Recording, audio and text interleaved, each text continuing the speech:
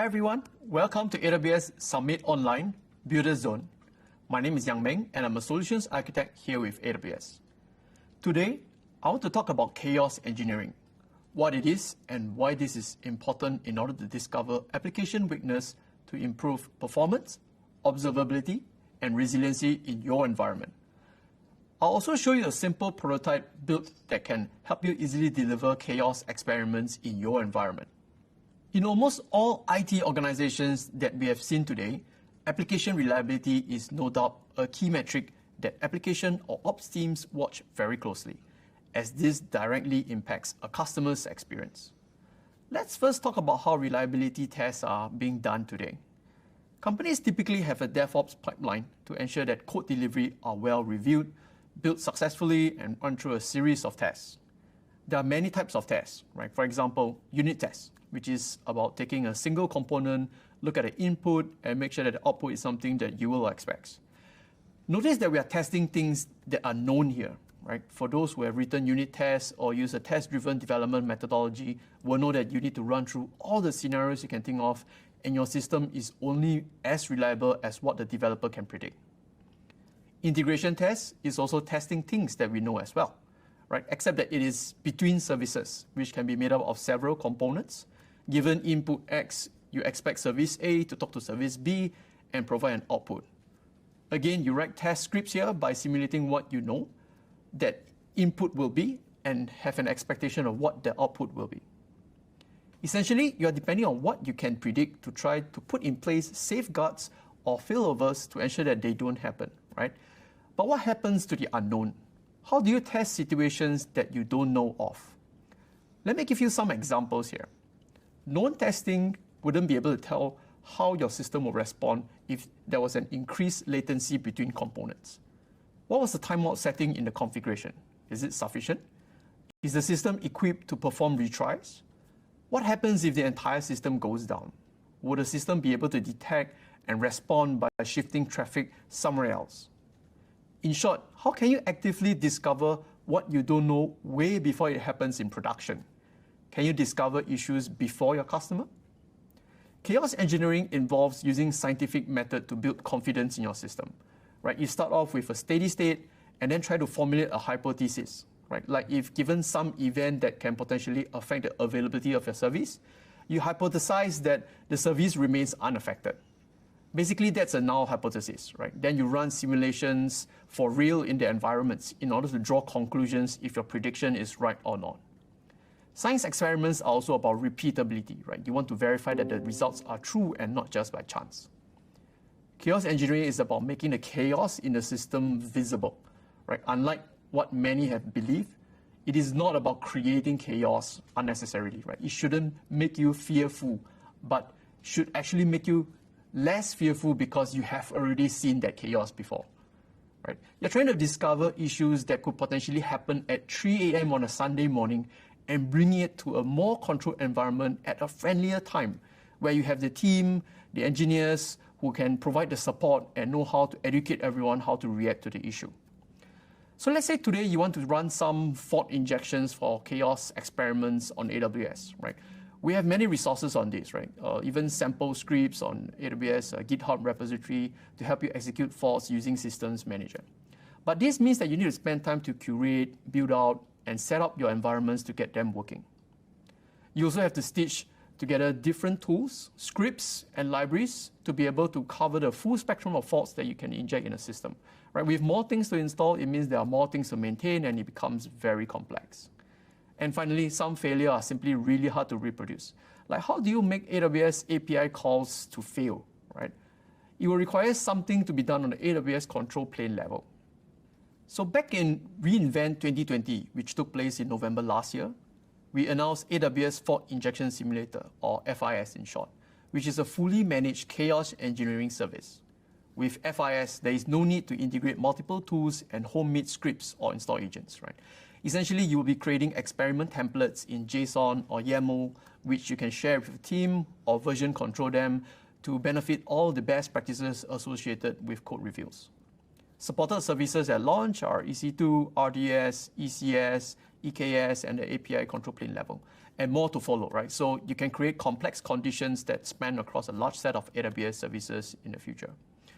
Point to note here, these faults are really happening, right, at the service control plane level. An instance is actually being terminated, right? Memory is actually being utilized. APIs are actually being throttled, right? It's not faking it with metric manipulation. So you will have to use extra caution when using the service. FIS also provides safeguards which acts as the automated stop button, right? A way to monitor the blast radius of the experiment and make sure that it is contained and that failures created with the experiment are rolled back if alarms go off. Building upon the rich APIs provided by Fault Injection Simulator, I have built a simple prototype that allows users, right, especially those who are not keen to work with JSON or YAML, to quickly generate these experiment templates and schedule these faults in their environment. So then let's take a look at the architecture. So there are two parts to this. The VPC that you see on the left represents a sample workload. I have a sample app called Cats and Dogs, which is a meme generator website that is architected across several EC2 instances, running on containers which are orchestrated by Elastic Container Service, or ECS. There is an auto-scaling group and load balancer health checks to ensure that any instances that fail will be replaced automatically to ensure there is availability. On the right side, we have the prototype that I built, which I would call it as a fault experiment scheduler, which is essentially a simple web app that calls the FIS API commands underlying to create the templates with the inputs that you provide and can be used to run a fault experiment. So the fault experiment scheduler will create CloudWatch event rules to schedule any experiment that you would like to run at a later date or on a recurring basis as well. Now, let's see how this looks like in the demo. Here is a landing page of my application that is serving traffic to my customers. It is a very simple app that generates a funny cat or dog meme when you're on it. Right, clicking on the cat, I will see this, right? And if I go back, clicking on the dogs, I have the dogs meme. So I am also running a load generator to hit this site on both the cat and dogs endpoint at 3,000 requests per second. I recall I've shown earlier that in the architecture that the application is load balanced across two AZs. I have about a total of 70 EC2 instances here. They are running in an auto-scaling group. The application is running in ECS, and there are tasks provisioned on the 70 EC2 instances in an AZ spread placement strategy. I have also created a CloudWatch dashboard to help visualize some of the metrics. If you look at the ELB request count, right, it is serving a rather steady stream of 180K requests per minute. The total number of EC2 instances is at 69, and there is almost 100% success, 200 requests. So in order to investigate if my current architecture is able to withstand faults, I'm going to hypothesize that if my EC2 instances start to fail, I will not have any changes to my application availability at all. How we're going to test this is to look at this error percentage of our error 500 requests here. So this is my demo called Fault Experiment Scheduler. It is a very simple web app. There are just two pages, right? One is the experiment where it lists the current running, queued, or completed experiment. And there's also the experiment templates where I can create different types of faults to introduce into my environment. You can filter or sort the tables here to find any experiment details you'd like. I already have some failed or completed experiments in my environment. So now let's head over to create an experiment template to begin. Over here, you will be required to fill in a few things, right? Describe the experiment. I'm going to put a short summary of this of stop 5 random instances in US East 1.8. You also specify an IAM role here. The Fault Injection Simulator service will assume this role. I will choose admin. So next, choose an action, right? We're using APIs from Fault Injection Simulator service. So at launch, there's several different kind of actions you can choose from EC2 to RDS, as well as Systems Manager. So next, for target, you can choose to target a single EC2 instance by ID, or you use tags and filters, right? I'm going to choose randomly 5 EC2 instance with tags of purpose chaos ready. So this chaos ready tag has already been pre-tagged in my instances, as you can see in my instance details here. So going back,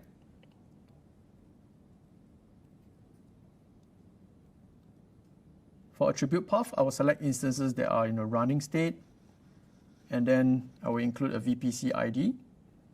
So going back to get my VPC ID from the instance details, paste it back.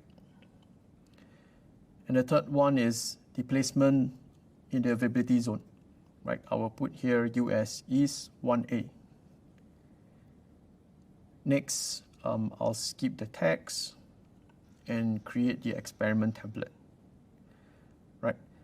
So you can see here we are creating a chaos experiment here, right? With targeting 5 random EC2 instances in a US East 1A availability zone. So it's been created, as you can see here. So with that, I think we can execute this experiment. So click on the Run Experiment button. So you can select if you want to run it once or set up a recurring experiment, right? So there are many reasons why people want to run this on a recurring basis, right? To limit only during office hours where there are support staff to help troubleshoot, but we're going to do run once, right? So I've already selected run once, created the experiment. So let's refresh this a few times before you can see it appearing here.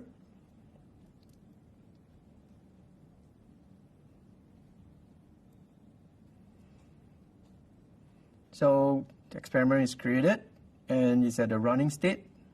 So let's head over to our console to observe how this impacts our environment, right? A quick refresh. As you can see in the EC2 console, you can see that instances are being terminated, right?